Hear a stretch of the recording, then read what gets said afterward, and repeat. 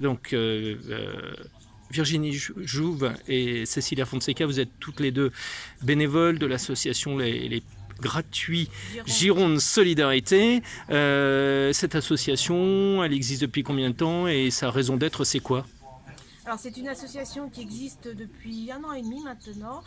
Son objectif à la base c'était de collecter des échantillons, des produits gratuits qu'on trouve dans les hôtels, qu'on trouve dans les magazines, qu'on n'utilise pas forcément, des échantillons qu'on nous a donnés de parfums ou d'autres, voire parfois des échantillons de thé, café, soupe, sucre, tout ce qu'on peut trouver comme type d'échantillon.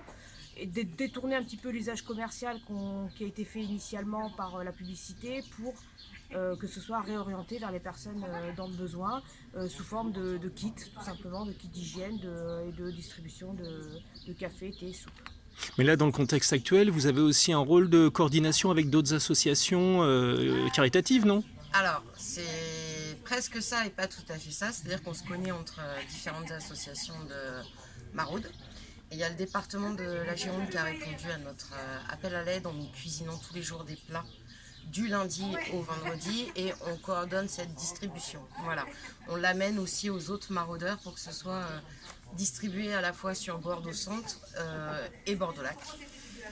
Et je pense qu'on peut dire que c'est grâce à l'ensemble des maraudeurs aujourd'hui que les sans domicile fixe qui étaient plutôt affamés en début de confinement sont nourris. Parce que donc la situation actuelle est encore plus compliquée Ouais. pour les sans domicile fixe. Il y a de faire la manche, il y a moins de monde dehors.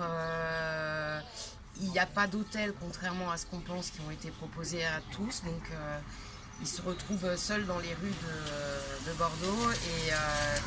Et nous, derrière, on doit assurer ce qui est alimentaire, fourniture en produits d'hygiène. Voilà. Les douches sont réouvertes, par exemple, cette semaine.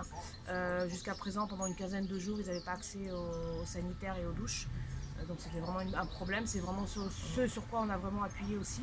Là ça a été ouvert depuis une semaine, il y a 4 douches qui ont été ouvertes au stade Chauffour, auxquelles ils peuvent se rendre maintenant. Et le nombre de personnes à la rue a augmenté avec la crise du coronavirus ? Alors, le nombre de personnes à la rue n'a pas forcément augmenté, le nombre de personnes sollicitant de l'aide alimentaire, lui, a augmenté, a fortement augmenté. Pourquoi ? Pourquoi ? Parce que beaucoup de gens travaillaient avec des travaux, précairement. Donc, ou pas déclarés forcément. Du jour au lendemain, ils n'ont pas de substitut donc de l'État et se retrouvent à devoir demander une aide alimentaire pour pouvoir subvenir aux besoins. On passe aussi voir les personnes dans leur voiture. En fait, on a rencontré quelques-unes qui sont isolées dans leur voiture dans l'attente d'une reprise d'activité parce qu'ils étaient ou vacataires ou saisonniers et ils se retrouvent d'un coup sans emploi à dormir dans leur voiture. Une maraude comme celle de ce soir, ça dure combien de temps et vous en faites combien par semaine ? Alors là avant on en faisait une par semaine, là on en fait 3 par semaine pour pouvoir compenser un petit peu tous les lieux qu'on fermait lors du confinement. Ça représente environ 2 heures de marche et entre 40 et 60 personnes en fonction des jours à qui on distribue des repas. Ça c'est sans compter Bordeaux-Lac où il y a 200 personnes et on fait aussi du lundi au vendredi 2h30 de distribution.